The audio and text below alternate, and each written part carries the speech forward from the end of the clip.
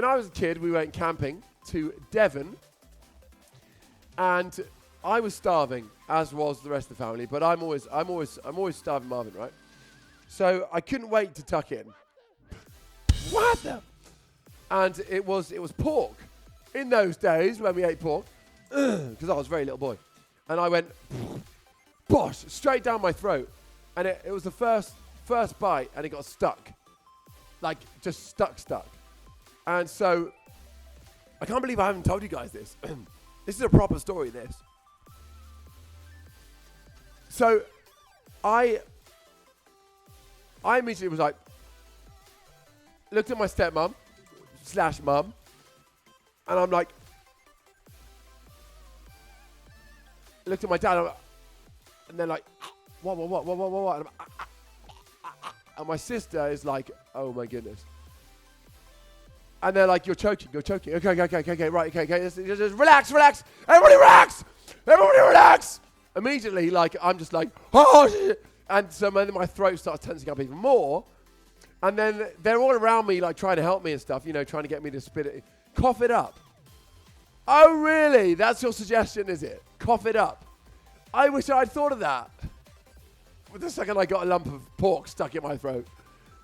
So it's getting stuck, and people are trying their best to get it out. They're sticking their fingers down my throat. Everyone's taking it in turns, literally. I'm just there in this tent in Devon, just like going, everyone's taking their turn. Shoving implements down there or whatever, you know, whatever they think's going to work. And then Dad's like, apparently it helps if you force it down with some bread. And I'm just like, heck no. Like, even as a kid, I knew that was the flipping worst suggestion ever. I'm choking to death down here, and someone wants to ram some bread down my throat. So I'm like, no.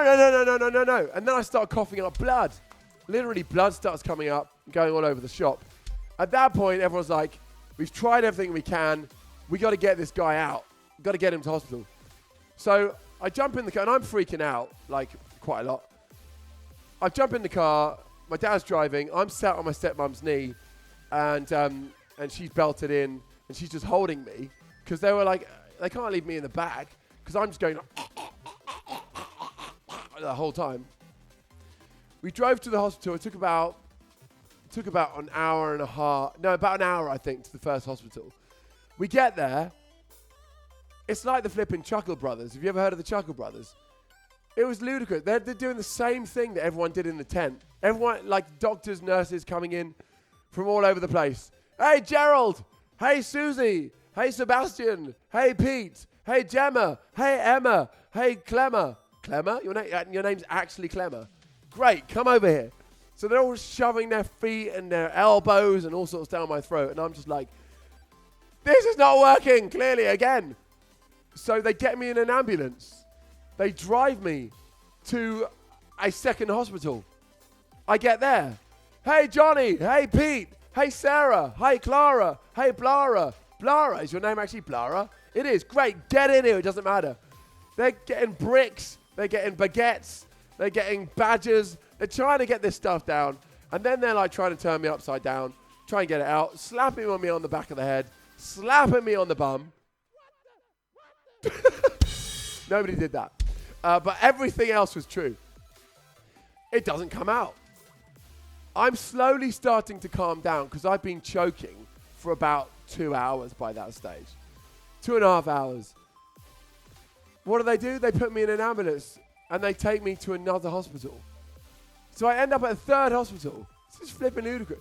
Thinking about this now, this is ludicrous. And I'm in the I want to say the hospital wagon. What the heck's a hospital wagon? I'm in the ambulance. And I look up and there's this guy, I swear his freaking eye had popped. It was the worst thing I've ever seen in my life. He was just there like going,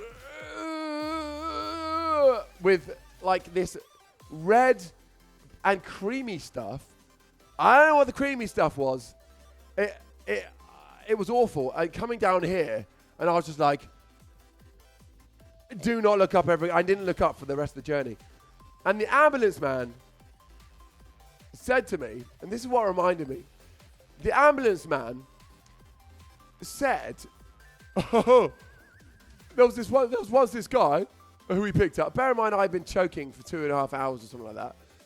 Oh yeah, there was once this guy who swallowed a 10p piece, which is money in the UK. Swallowed a 10p piece, and every time he talked, he whistled. And I'm just like, shut up, you idiot. The one time I've been negative in my life, I was like, how can you say that to me? I've been choking for 2.5 hours and you're talking about someone else. So I'm thinking about a guy with a coin in his throat. And I'm thinking about me having a coin in my throat with the big chunk of pork. So I'm there in the ambulance. I'm coughing away and gagging away, and it's like blood and everything. I got flipping one eye Pete over there with the creamy goodness. Why was it creamy? I don't know, but it was. And it was anything but good, I can tell you that. Creamy Pete is flipping there. I got this guy who's telling the joke about the flipping 10p piece. We got to the next hospital eventually, and they had me sat on this nurse's lap, which I remember thinking, I quite like this. So I'm sat on this nurse's lap, and she's got a mirror, and she's looking down my throat, and she says, can you just put your head back slightly so I can look down it? And I went, okay. And it just came out. Just like that. It just came out. Because it had been breaking down and compressing and all kind of things for that long. That when I eventually and I was so relaxed at that point, I had actually got over the fact that I was like choking to death.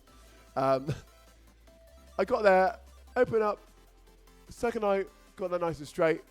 Hutcha, hutcha, hutcha, pork chop. So, about, the whole thing had lasted for 3.5 hours, right? This is flipping ridiculous. Bear in mind I had been bleeding and all sorts from my throat. We got back to the tent, and it looks like the Mary Celeste. Like, it's freaking ludicrous, right? You go in the tent, everybody's place is set out perfectly. The chairs uniform, knives and forks uniform. Nobody's touched anything on their plate. You look over at mine, the chair's on the floor, the knife and fork is askew, a bit of food on the table. Something's been going on with this guy. Who's guy number 4 there? I go in and I go, I'm starving. I run towards the table, grab another forkful, and my whole family in unison is like, no! And then that was it. I went to bed, starving. So there we go. I think that is the most epic story I've ever told on stream. That's insane, isn't it? You're lucky. You're lucky you're alive to tell this story, mate. I know. I felt lucky.